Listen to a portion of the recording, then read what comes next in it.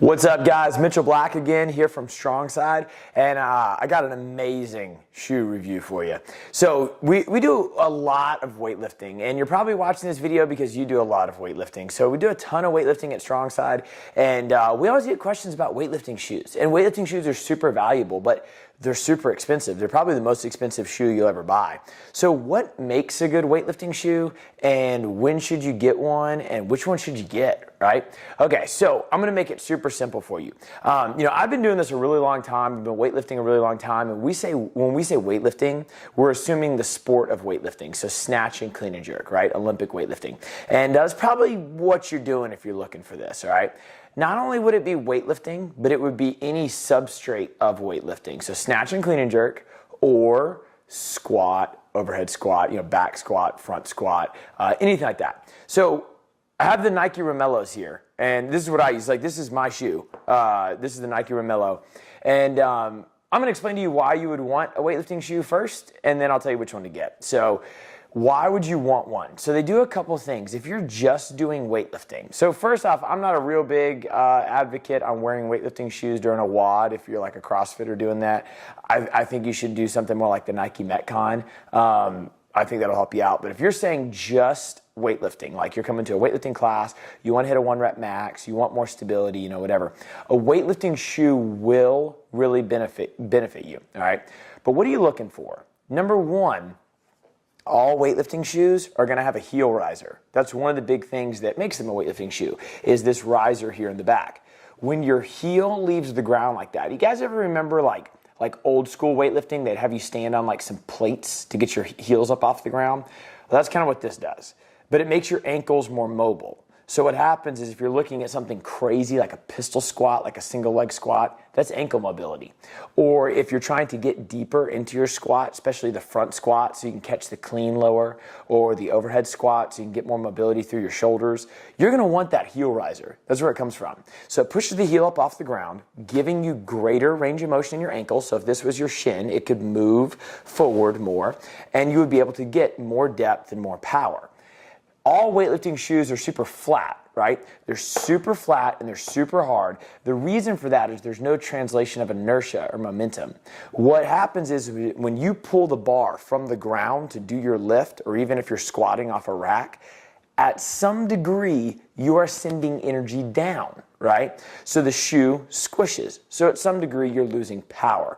The weightlifting shoes are either wood or plastic. They're very hard. So it tries to send all the inertia or energy up, which is where you're sending the barbell, right? So it makes for an easier lift. You get more ankle range of motion and mobility, and you get a steadier base of power to shoot the weight up.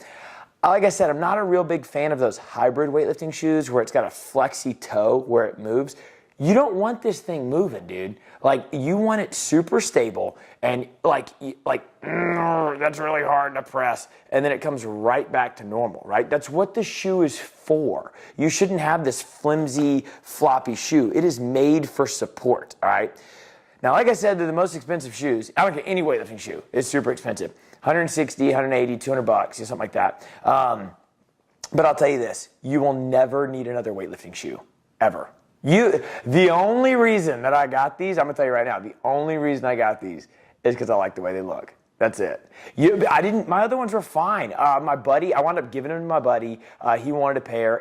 They were just older. They were functionally fine though. I just like the way these look, all right? So, but point being, you won't ever have to get another pair of weightlifting shoes if you get the right one. Unless you want to, right? You won't ever need another one. They're not going to break down, okay? So there's that. So that's why you would want a weightlifting shoe. The reason that I recommend the Nike Romello for weightlifting. So typically, like, you'll see a lot of reviews. They go between the Nike Romello and the Adidas Power shoe.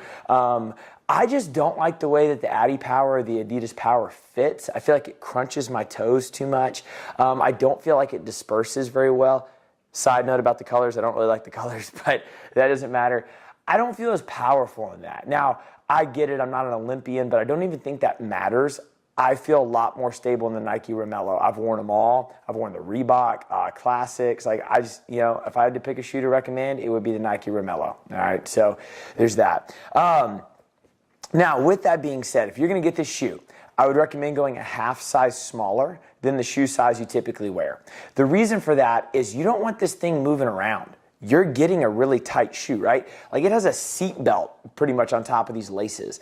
It's gonna hold your foot in there. You're wearing this in effort to lift the most amount that you can lift, regardless of your training age. I don't care if you're, been training 12 weeks or 1,012 weeks. Your goal of getting the shoe is to put your body in the best mechanical position to lift as strong as possible, right? So you don't want this big clown shoe that moves around.